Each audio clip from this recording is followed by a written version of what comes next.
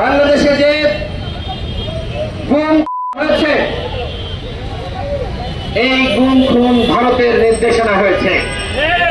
ভিন্ন মতকে দমন করার জন্য কিভাবে হাসিনাকে ক্ষমতায় রাখা যায় তার সকল চেষ্টা ভারত করেছে। সেই চেষ্টার অংশ হিসেবে যারা প্রতিবাদী, যারা বিপ্লবী ছিল, সেই বিপ্লবীদেরকে গুম করা হয়েছে, খুন করা হয়েছে। আবার কাউকে কাউকে 2 বছর 3 বছর গুম রেখে ফিরিয়ে দেওয়া হয়েছে।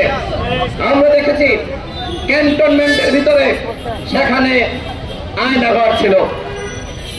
সেনাবাহিনী কি জানতো না? শেখ হাসিনার পতনের পরে ক্যান্টনমেন্টে 626 জন আশ্রয় নিয়েছিল। এখনো পর্যন্ত অন্তর্বর্তীকালীন সরকার সেই তালিকা প্রকাশ করতে পারেনি। আজকে বলা হচ্ছে গণহত্যা বিচারের আগে নির্বাচন নয়। কিন্তু আমার কথা হলো,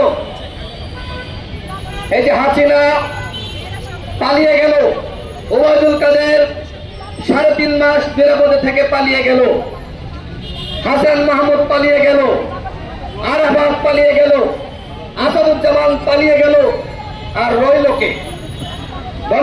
মাস্টার মাইন্ড ওরা সবাই তো পালিয়ে গেছে। কয়েকজন যুবপতি তাদেরকে গ্রেপ্তার করা হয়েছে।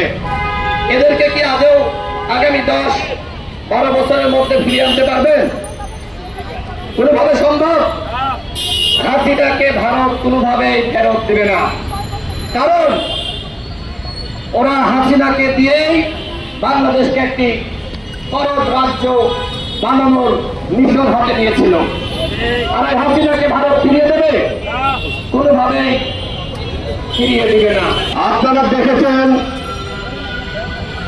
আমরা যারা গুম শিকার হয়েছিলাম, ব্যক্তিগতভাবে আমাকে জীবিকা নিয়ে 10 দিন গুম করে চরম নির্যাতন করে মগবাজারের একটি মামলায় আসামি করে আমাকে কোর্টে চালান করা হয়েছিল 2017 সালে।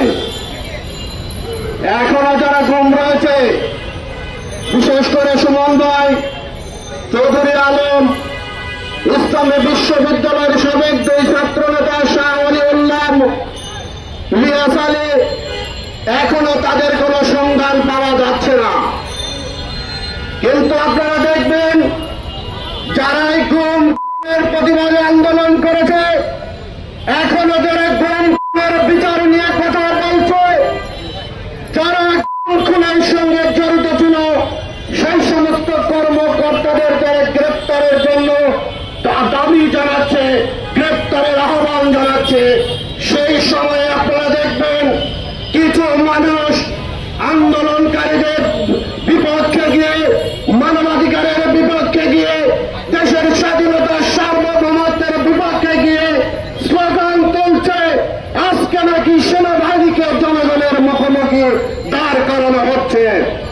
আমরা সুস্পষ্টভাবে বলতে চাই, বাংলাদেশের কোন মানুষ সেনাবাহিনীর বিপক্ষে দাঁড়ায়নি, ডিজিএফের বিপক্ষে দাঁড়ায়নি, পুলিশের বিপক্ষে দাঁড়ায়নি।